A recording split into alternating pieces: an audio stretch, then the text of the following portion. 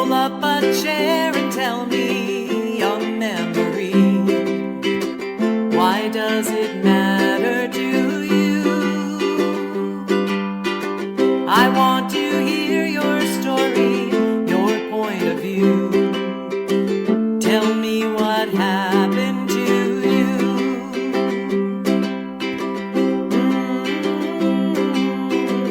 Hi, and welcome back to Tell Me What Happened, the podcast that features folks from all walks of life telling us one true childhood experience and how that event, that moment in time, impacted who they are today.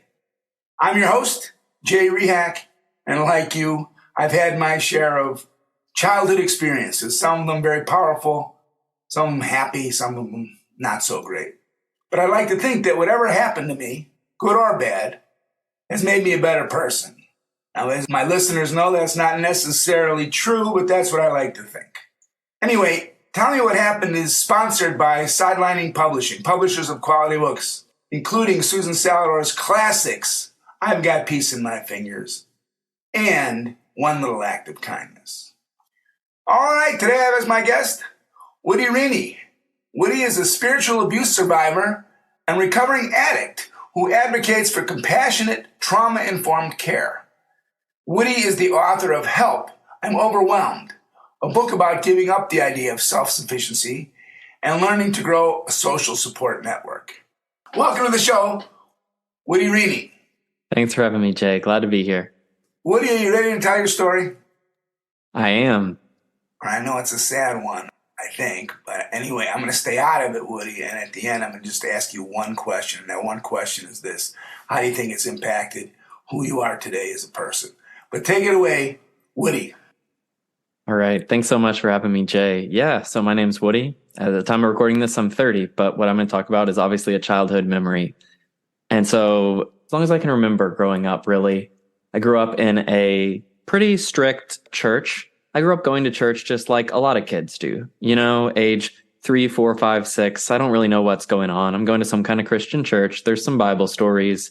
We're sort of doing our thing. And mostly church was just someplace you went before you had your Sunday meal. And I didn't know what else was happening. And then as I got into, you know, maybe primary school and 7, 8, 9 years old, I started to understand that I was being taught something, you know, in my case, Christian church, about Jesus, the Bible, stuff like that. But it was mostly friendly songs, and mostly, honestly, I had friends. I had 3 close friends from church, and we'd all go to the mall together. My grandma would babysit us, you know, watch us. I guess we weren't babies, but we'd all go buy Pokemon cards together or see a movie, or, you know, to me, church, school, all these places, I kind of got told to do something. I did it, but mostly I just had fun with my friends. So I always grew up thinking, oh, like I've got a really nice childhood, and sure, you know, my parents got divorced when I was young, and sure, I have stressors, but I was a pretty happy little kid. And then around middle school, things sort of started to change for me, especially in relation to this church scenario. So my father was kind of a ex-Catholic atheist. I don't know what you want to call him. My parents were divorced, so he wasn't in the picture for church. My mom was sort of the liberal black sheep of the church because she was divorced. Then it was a pretty conservative Christian church. I didn't really know all this in this time. You know, I'm kind of describing with adult knowledge, but this is kind of the situation that I was in. And so I knew that my mom took me to church, and my grandparents were very serious about going to church. You know, like this was, you don't say, I don't want to go to church, or you get a very disapproving face. You get something bad, even from very loving people. And so I would go. But the thing that became sort of concerning to me as I got into middle school was the pressure for baptism. So my branch of church was called the Church of Christ. And essentially one of their core beliefs is at a preteen or teen age, you choose to be an adult and to get baptized through immersion. And so that's what was going on with me and all my friends when we were in 4th, 5th, 6th grade. Is right about that time, I was essentially told, you need to choose suddenly, you know, going from this world where you're innocent and you're a kid and you do this vacation Bible school stuff and it's all fun, to this is life and death, and not just life and death, but eternal life and death. And you're making that decision as a 5th or 6th grader. And so I will say I've always been a people pleaser. And as the youngest of 3 kids, and my sisters being 5 and 8 years older, I really learned to kind of stay out of the way and be a good kid and just do what people wanted because I cared about people. And so I did that. And I even ended up thinking, oh gosh, I don't know what's going on with this baptism thing. I'm 12 years old, but I'll just do it. I'm not sure what I believe or whatever, but dunk me in some water. I don't care. And so I let them dunk me in some water. And then I thought, okay, great. I've pleased everybody, and now life's going to go back to normal. And for a moment, the pressure was alleviated because, it's a pretty serious evangelical church. So there was a lot of pressure. And even they passed around little communion plates, they called it, Lord's Supper, whatever you call it. And you could only take the little pieces of bread and the grape juice that they used if you were baptized. And what was interesting was my older sister, who was 5 years older than me, wasn't baptized. And so we'd go around, and now all of a sudden I'm taking the little bread thing and my sister's not. My other sister, who's 8 years older, is probably off at college at this point, if I remember correctly. But, we'll see. And so I'm doing that, and it's always confusing, I guess, as a kid. But the really traumatic thing, or the kind of scary thing that happened to me, is when I started to receive pressure to convert that message to others. I thought, oh, I'm off the hook. But it turned out that things just increased. And just going from a place where I could sit and read a book or sit and have fun to being able to understand I'm being told everyone is going to hell except the baptized, and you have to convert somebody, and that's the way it works. It was scary, but I didn't know exactly how it applied to me. And then that kind of changed one day because I was in middle school class. There was this basement, and you'd walk down the hallway and there were all these classrooms, and I had associated mostly positive memories with that, little schools and little activities or trivia. And again, I could, rattle off all these Hebrew Bible facts, but I did it as games or trivia. And now I was baptized and I was in a middle school class, and after class, everybody left and I was kind of the last one leaving. And this really tall man, I still remember this man. He still goes to this church, even though I don't. And he was probably 6'4", 6'5", 200 something pounds, not a like fat guy, but a bulky guy, and he was, I lived in a pretty rural area. And so I just remember this huge guy, I was probably 4'9" or something. I don't know. I wasn't even 5 foot yet. And this huge bulky guy held my arm after and just kind of grabbed me by the arm, not forcefully, not like, with pain, but just held me and looked at me. And he said, Woody, you really, your sister, Lucy, is not baptized, and you really need to make sure she gets baptized. Like, otherwise she's going to hell. And I didn't know what to make of that. I didn't know what to do. And frankly, I still don't really remember how I reacted to that. All I know is that memory sticks with me of being held after class and being held on to, not hurt, not really physically restrained, just held on to a little bit, just a gentle physical restraint, but with that weight of, if you don't do something, your sister is a problem. And I could just feel in his voice that he really believed that. And I felt this environment where everyone really believed that. And it was so, so scary. And so I just remember that being the peak. And there's a lot that happened after that, but really being held on to, being told, if you don't somehow convince your sister to get baptized, this is in your hands and it's your responsibility. And so, yeah, that's the big climactic point, and that's my story.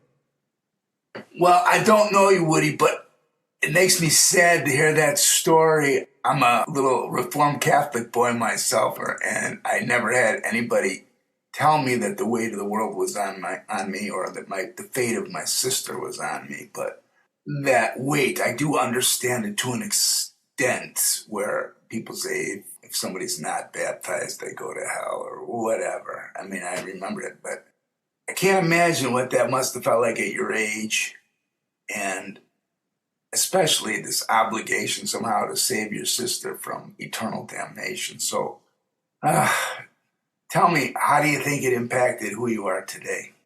Yeah, I think the biggest impact immediately was I really learned how to just try to live inside everyone else's head, because the thing that hurt the worst wasn't actually I thought I was going to hell or my sister was. It's not that I didn't know that. I was very scared. I would sit and think, oh, either it's going to be this blackness that lasts forever, or hell, or like, it all sounded terrifying, honestly. And so that was really scary. But the scariest part was I could see how much the others were hurting. Even this scary man who was doing something that I would consider abusive to me, he wasn't trying to abuse me. It felt like he was trying to help. And so I think the first thing it did to me was make me feel like I needed to always be appeasing other people's discomfort. And that's a pattern I'm still working out. And so in that sense, right, like let's say I go to school, that would transfer where I got great grades. But even if I was getting a good grade, I'd just be so worried that the professor secretly hated me, or worse, was secretly worried about me. And I developed this feeling that everyone is so worried about me. And I call it kind of a complex where I needed to both not exist because I needed to stay out of the way and be small and not get in people's way. But I also had to be perfect and do the things they asked of me. And so that also led to kind of addiction for me. I won't go into the specifics, but just a lot of negative mental health coping mechanisms because it was too much to be around people. I also still deal with a fear of groups of people because I remember I'd go to church and just be plotting my escape route the whole time. And so I have this dread whenever I go to a gathering of people. So in the sense of the traumatic impacts, those are the impacts, but it also has helped me see clearly that was an impossible task. And so as an adult, what it's helped me realize that maybe some people who don't have as traumatic of an experience don't get to see is I can see that I was kind of broken or traumatized in that instance, and that sometimes there's no rhyme or reason for what people do. You could say, oh, there's a logic behind how this man was thinking in Christianity, whatever. But really, it's just that I still can't quite comprehend what he was thinking or what people who believe that were thinking. But I need to go to help and go find other positive support. And so I think the last thing it taught me is it gave me an ultimatum, especially addiction related, is do I want to spiral and get worse, or do I want to take the risk of finding community even though I'm traumatized by it? And I've been taking that risk and learning how to build social support networks, kind of like the book. And so I'm grateful for that experience. As much as it still hurts me and it hurts to talk about it, it is something that has been really impactful because now I know that I can't be responsible for somebody else. I'm still working through a lot of the issues, but it's both caused a lot of pain and been the impetus for a lot of healing in my life. Well, I love the fact that you wrote a book about it, and you're trying to basically, I'm assuming, trying to help other people deal with the same issue. When I was a young man in college, I read E.M. Forster, one of his books. And E.M. Forster has a story of Saint Diodata in Italy, who is 12 years old, who decides that if she moves, she's a sinner. And so she lays down on her bed and refuses to move for the rest of her life. And she dies. She won't eat, she doesn't drink, and she dies. But they turn her into a saint because she was so afraid of sinning, she literally did not move. And I was so taken with that story, only in the sense that as a little Catholic boy, they did scare the heck out of me in terms of, sin or whatever else. And I didn't get the same experience that you did of somebody saying you got to watch out for everybody else or convert everybody else. But it was more like, you got to watch your step here. You're going to make mistakes. And then people who were not of my faith, they're not in. And I'm like, what is that all about? How does that work? These good people not making it into the kingdom of heaven, blah, blah, blah. All those things. And I congratulate you on your ability to take all of that, process it, and by writing a book, I really assume you're trying to help other people with the same or similar circumstances that you experienced. Does that sound right to you? Yeah, definitely.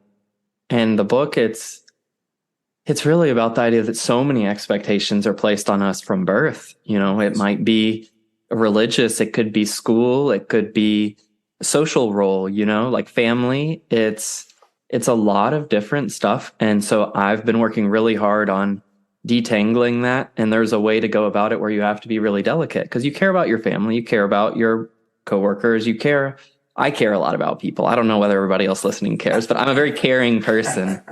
And so I don't want to just turn the opposite and become this super intense, dominating person. But I'm looking to help other people set boundaries and do that by seeking positive support. So the way I've healed is by a lot of positive support groups and groups where people say, you're safe. You don't have to believe anything and you can walk away at any time. Yes. And I'm like, oh, this is great. This is amazing. And as scary as it was to enter groups of people, I'm looking to convey that to more people. Like if you're hurting and you're like, no one is on my side, you're traumatized by some group of people or some familiar relation, whatever it is, schoolwork, what have you, that there actually are spaces where you can be safe, and we can't guarantee anything, but I promote those spaces and try to create them myself as well. Fantastic. Well, I definitely believe in my heart that there are a lot of good people out there. There are a lot of messed up people too. A lot of people who've been tied up in knots for whatever reason. I don't exactly understand what the motivation is to tell 12-year-olds that they might go to hell anyway. I don't understand it, and I don't understand any of that. But I know there are a lot of good people out there, and I do think that I know those groups exist. I like to think, I'm not much of a joiner, but I like to think that the community that I have, my friends, etc., embrace each other and embrace our differences and embrace, our religious, cultural, and emotional differences in a way that's respectful and empowering rather than debilitating. But it sounds like you managed it. You're only 30 years old. And you've been through the life cycle already of, for me, it's like birth, death, and rebirth in the sense that there's always like a new knowledge that comes from terrible experiences that we either accept or we don't. But it sounds like you've converted that negative experience into a very positive one, and one that helps other people. And I don't know what else. I think that's being a great human being as far as I could tell. Yeah, I think so. It's a joy to share. That's the other thing I've learned is that's why religious and spiritual abuse can be so damaging, is because there are so many good things that come out of community. And so when you pervert it just a little bit, it is really disorienting because there were lots of happy people, lots of good things. And so it is worth fighting for a community that doesn't have those restrictions. And so, yeah, I hope everybody who listens will also take their struggles and help build communities where they can feel safe, because we kind of all have to do it together. Beautiful. Well, where can we get your book? It's on Amazon if you search Woody Rini or Help I'm Overwhelmed. Or I have my own website called The Help Collective, and that's where I offer coaching, a free safe support group. So I offer kind of this umbrella group, I call it, where you can come join mine and you just send a little message here or there, and then you say, oh, I really need a therapist. I want to go get one. Or, oh, I'm going to join this other support group. And it's kind of a support group Kickstarter so that you can find other connections and other resources. So you can find my book there too. Fantastic. Well, listen, I'm hoping you'll send me links to all that, your website and your book, and I'll put it in your description. This episode will be out in October, but I do appreciate you coming on and telling your story. I'm really happy to say it. The audience doesn't know this, but you look extremely healthy. You don't look like you're in distress, which makes me happy because, I worry about everybody, but at the same time, I know everybody's got their own lives, but you do look healthy, and that's great. I'm glad you're on the other side of it. I'm glad you're helping other people, and I'm going to actually get a copy of your book, and if we ever meet, then I'll have you sign it. Hey, where are you from, by the way? I'm from Central Kentucky, but I live in Raleigh, North Carolina now. Raleigh, North Carolina. All right. Beautiful place. I love it down there. Well, Woody, thank you for coming on the show, telling your story. We appreciate it. I think you're going to help people as a consequence of coming on the show. Really appreciate it. Thanks so much for providing the space for me. I'm so glad to be here. All right. Well, that's our show. I'd like to thank Woody Rini for coming on the show. Also our sponsor, Sidelining Publishing, publishers of quality books. So until next time, this is Jay Rehak asking you all to please stay safe out there and try not to hurt anybody.